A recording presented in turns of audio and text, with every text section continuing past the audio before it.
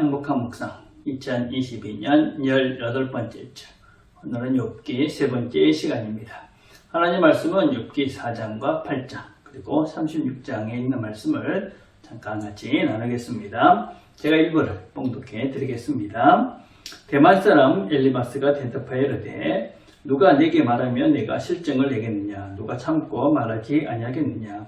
보라, 전에 내가 여러 사람을 훈계하였고 손이 늘어진 자를 강하게 하였고 넘어진 자를 말로 붙들어 주었고 무릎이 약한 자를 강하게 하였거늘 이제 이 일이 내게 이르면 내가 힘들어하고 이 일이 내게 닥치면 내가 놀라는구나. 내 경외함이 내 자랑이 아니냐, 내 소망이 내 온전한 길이 아니냐. 생각하여 보라, 죄 없이 망한 자가 누구인가, 정직한 자의 끊어짐이 어디 있는가.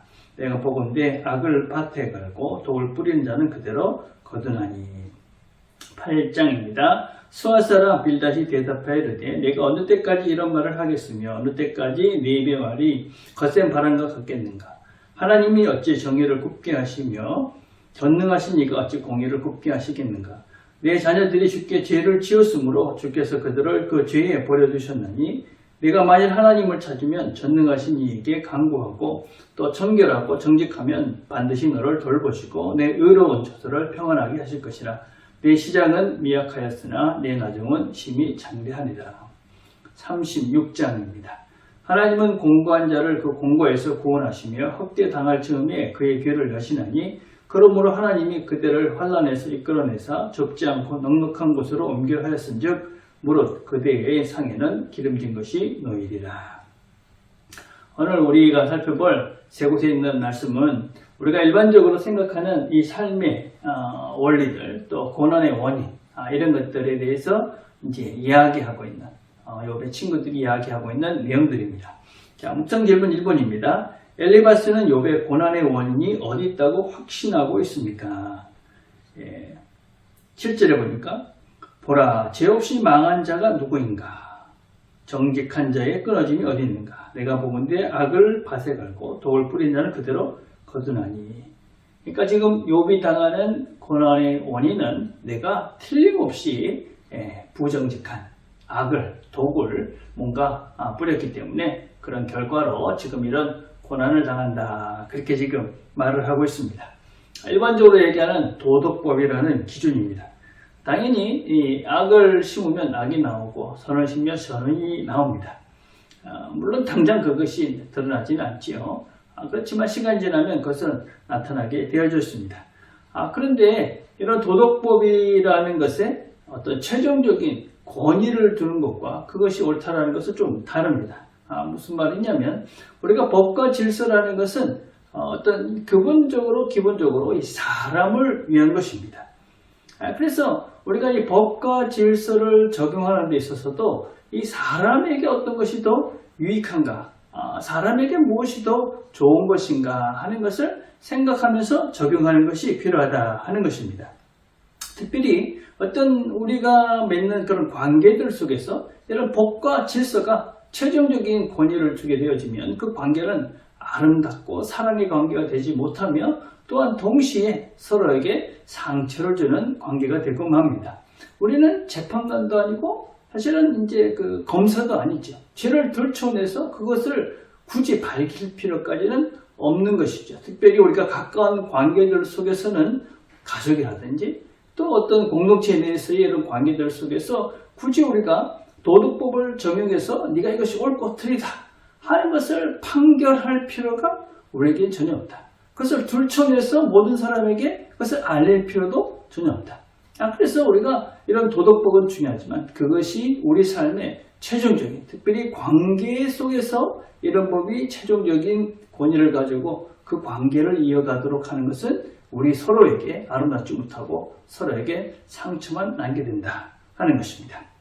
자, 두 번째입니다. 수아 사람 빌닷은 지금 욥에게 무엇을 요구하고 있습니까? 우리가 8장 7절은 좋아하는 말씀이죠. 시작은 미약하나 내 나중은 장대하리라. 그러나 이 문맥은 우리가 잘 살펴봐야 된다고 그랬습니다. 그렇죠? 그 전제가 뭐냐면 내가 하나님을 찾고 또 전능하신 이에게 간구하고 청결하고 정직하면 그러면은 네가 이 시작은 지금 이렇지만 나중에는 장대케 되리라. 그런 말씀입니다. 그런데 이 말씀은 누가 한 거냐 하는 것이 대단히 중요합니다. 하나님 말씀이 아니다.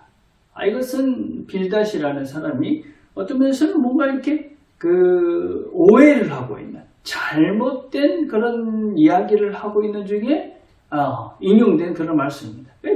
빌닷의 말이라는 것입니다. 그렇고 이것은 이 사람의 주장이 잘못됐다라는 것을 이렇게 이야기하는 중에 있는 그런 내용입니다. 그렇기 때문에 이것이 하나님의 말씀이고 하나님의 약속같이 사용되어서는 안 된다 하는 것입니다. 이렇게 지금 욥에 대해서 이 빌닷이 정리를 하고 있지만 그것은 옳지 않다 하는 것이 문맥적인 내용의 흐름이다 라는 것입니다. 자, 그래서 우리가 이제 이 말씀 다음에 뭐라고 그랬냐면 8장 8절에 보면 청하건대 너는 옛 시대 사람에게 물으며 조상들이 터득한 일을 배울지어다. 네가 지금 이런 고난을 당하고 있는데 네가 잘못했기 때문이다. 그러니까 네가 조상들 전통을 통해서 네가 어떻게 이 문제를 해결할지를 배워가라. 그렇게 이야기하고 있는 것입니다. 우리가 옛적의 어른들의 그런 지혜를 이렇게 구하는 것은 대단히, 또 배우는 것은 대단히 중요합니다. 그렇지만 우리가 명심해야 될 것이 있습니다. 어떤 전통, 그것이 또한 그것이 법이 되고 또 전통 속에 내용이 없는 형식만 남아있다든지 어떤 면에서는 또 어떤 틀 속에 갇힌 고정관념 속에 전통이 되어져 버린다면 이 전통이라는 것은 오늘을 살지 못하게 합니다. 또 내일도 준비하지 못하게 합니다. 그렇기 때문에 우리는 전통이라는 것은 항상 재해석하고 재적용해서 지금 시대에 맞게 새롭게 그것을 만들어가는 것이 올바른 전통을 이해하는 방법이지, 그냥 형식과 그런 해왔기 때문에 그대로 하는 것들은 전통을, 우리 자신들을 더 어떤 틀 속에 가두어버리는 그런 고정관념이 되어버린다. 그래서 전통이라는 것이 답이 될 수도 없는 것이지요. 자, 세 번째입니다. 36장의 말씀은 욥의 친구 엘리후의 말입니다. 고난의 목적이 무엇이라고 말하고 있습니까? 15절부터 17절까지 조금 쉬운 번역을 제가 읽어드리겠습니다. 그러나 경건한 자들이 고난당할 때 그분께서 구해주시고 고통당할 때에 귀를 여시지요. 그분은 당신을 위험에서 끌어내어 평안의 자리로 인도해 주셨고 기름진 음식으로 늘 채워주셨습니다. 그렇지만 이제 당신은 악인이 받아야 할 그 심판을 받고 있지 않습니까? 당신은 공의로운 심판을 받고 있는 중입니다. 이렇게 고난 중에 하나님께 나가라. 그거는 합당한 공고 같습니다. 그런데 지금 욥이 당하는 이 고난은 하나님의 심판을 지금 내가 받고 있는 것이다 라고 확정적으로 이야기를 하면서 욥을 비난하고 있습니다. 결국 다시 많은 토론을 하지만 결국 결론은 인과응보. 네가 지금 잘못했기 때문에 이런 벌을, 어떤 면에서는 이런 고난을 당한다 하는 것으로 결론을 맺고 있습니다. 고난이 어떤 우리의 회개와 반성으로 해결이 될 때도 있지만 고난을 당했을 때 우리의 회개와 반성이 있음에도 불구하고 금방 그것이 우리를 평안한 곳으로, 기름진 곳으로 인도하지 않을 때도 종종 있습니다. 또 인과응보가 아닌 고난도 있습니다.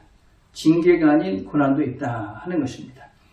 그래서 우리는 이 고난이라는 것을 여러 가지 방편을 통해서 설명하지만은 우리는 항상 명심해야 될 것은 하나님께서 열어놓으신 고난의 또 다른 의미들이 항상 존재할 수 있다라는 것을 우리가 명심을 해야 하는 것입니다.